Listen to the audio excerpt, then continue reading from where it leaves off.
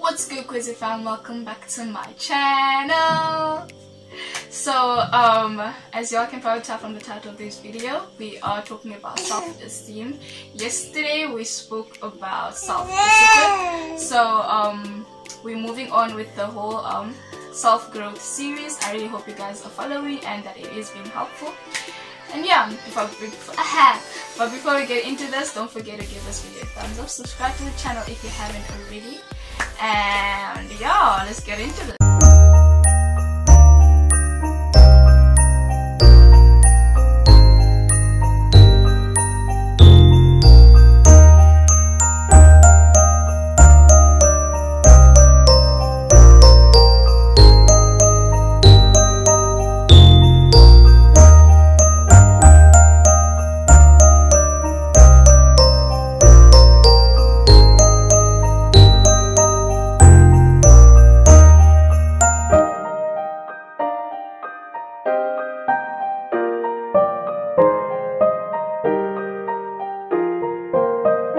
So self-esteem is used to describe one's own worth, like how much worth you think you are, or rather your personal value, how much you value yourself.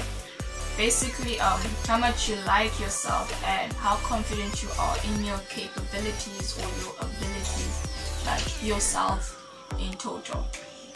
And this is an important thing to have. Having self-esteem is important because it directly affects your choices and your decision making. Don't mind Elora in the background. So it directly affects your choices and your decision making. So it kind of like works hand in hand with motivation. So if you've got low self-esteem, you have low motivation because you don't really believe in yourself as much. And because you don't believe in yourself as much, you're less likely to do things. And also goes back to the video on procrastination, that if you are lacking, or you're lacking in terms of motivation and willpower, then you're more likely to procrastinate, because they work vice versa. So when you don't have motivation, then you're most likely to procrastinate, and that's why self-esteem is important. Because if you've got low self-esteem, you can't really accomplish a lot of things because you're always feeling down, you're always demotivating yourself. Well, you're feeling demotivated, not really demotivating yourself. But you can, if you've got low self-esteem, you'll find that sometimes you demotivate yourself, like you speak yourself out of it because you do not believe in yourself, and that's not a very nice thing to do. So self-esteem is basically like a result. I mean, we're all born the same. We all come into this world blank, like blank papers. So it's more to do with like your interactions. It's mostly your interactions with people and how you view yourself with regards to, like, as a result of those interactions or what you've been exposed to. So like interactions with other people, this includes like your family, your friends, your family, your friends, even strangers, like, because sometimes like a stranger will communicate with you, and how they respond to you or how you respond to them can affect your self-esteem, as in boost it or break it down and all of that. So how your self-esteem is not really like a independent, as in you are the only person responsible for your self-esteem. Nah, it's affected by a lot of factors, like outside factors, that all come together collectively to give you your self-esteem, or like where you stand. And with regards to that, there is like 3 categories when it comes to self-esteem. You either have high self-esteem, normal or medium self-esteem, or low self-esteem. And low self-esteem is what we are trying to fix. So getting into the reason to why we decided to click, or why you probably decided to click on this video, is how can we boost our self-esteem.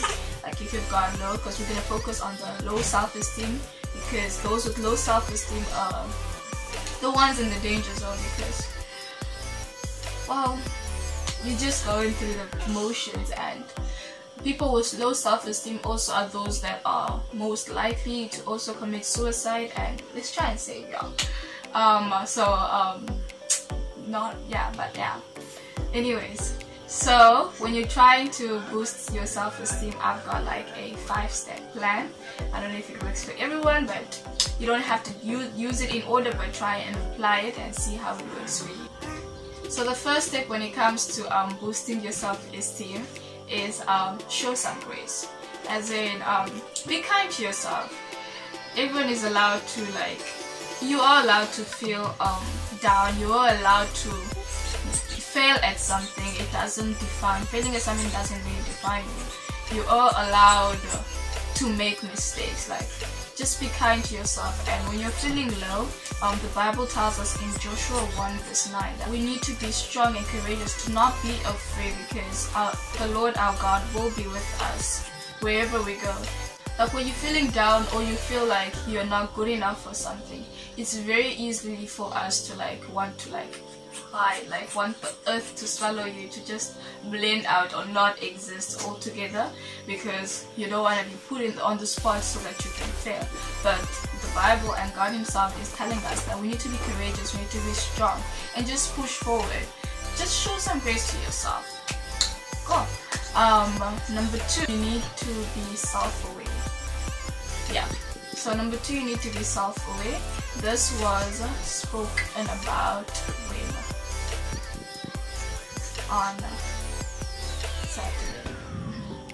Yeah, we spoke about self-awareness on Saturday. So try and learn and like go back to that video and learn to be self-aware. Like, be aware of what your weaknesses are, what your strengths are. Like, just be self-aware. By being more self-aware and conscious of all your faults and strengths and like everything, don't just be biased as in focus on only the negatives, but look at your positives as well. Just be self-aware. Being self-aware in general like helps you to kind of like see yourself fully, and once you've seen yourself fully, you're able to be like to know what steps will be best for you to get you to where you want to be. Cool. Step number 3 is acceptance. Like, once you're aware of your pros and cons, learn to accept your faults. Like, accept whom you are, whom you find yourself to be. And also, while you're going on the self-awareness journey, try and be open-minded. Like, do not judge yourself harshly just because you find that this con is like the worst con you have, or because yeah, we get that sometimes. But try to accept yourself for who you are. Do not lie yourself, do not try and deceive yourself. Just be open-minded about it all and accept your faults. Accept that some things simply cannot be changed. Well, this moves on to the next step, working on your cons, the cons that you can change, like the things like your weaknesses that you can actually work on. Focus on building that. But like, this is an important but. Do not forget to appreciate what you're good at. Like, do not forget to appreciate your strengths. Do not forget to appreciate your skills and talents, like your accomplishment. Celebrate those things while you do so. While you're celebrating, while you're working on the negatives that you're trying to build better, the ones that are within your control.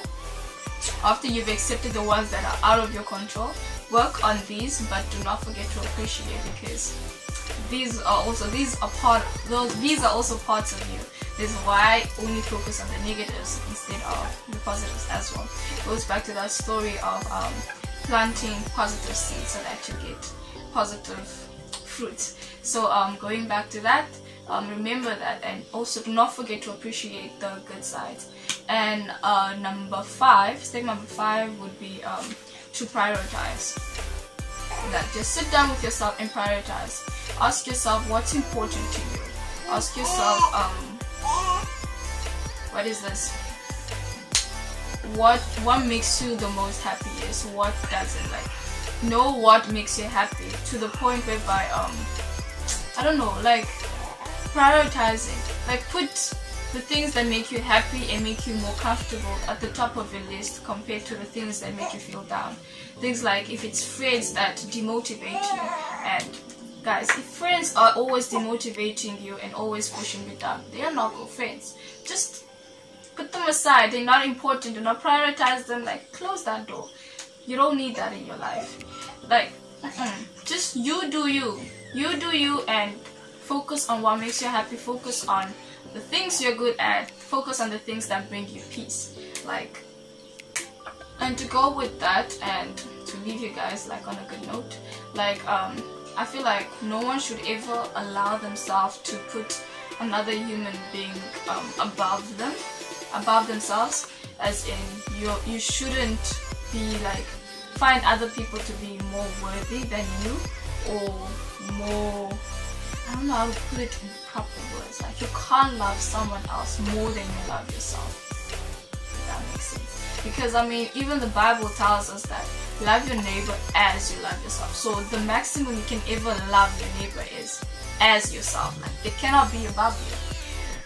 Like it goes back to what my mom usually used to tell me, because I used to struggle with self-esteem a lot. It was like you can't say you love me, or you can't say you love her or whomever without really loving yourself, because love starts with you. If you love yourself, then you know how to love, you will know how to love someone else. But if you say that you love them and you don't love yourself, that doesn't really make sense, because if you don't know how to love yourself, how are you able to love them? Because loving someone is accepting them wholly, and with their faults and negatives, like their pros and their cons. So that is loving themselves, someone else. So the same applies to you. If you are not able to like love yourself fully, accept whom you are, your negatives, your pros and your cons, you don't know how to love. So you need to start with yourself. Like even if you bring God into the picture, like it says love God more than you love yourself. If you do not know how to love yourself, how is it that you'll be able to love God? But yeah, I really hope you guys found this video helpful, and that the points that I've mentioned do help you out. What? I feel like I just repeated that redundancy. But anyways, if you did enjoy it, do give it a thumbs up. Subscribe to the channel if you haven't already. Until next time, I'll see you guys. Bye.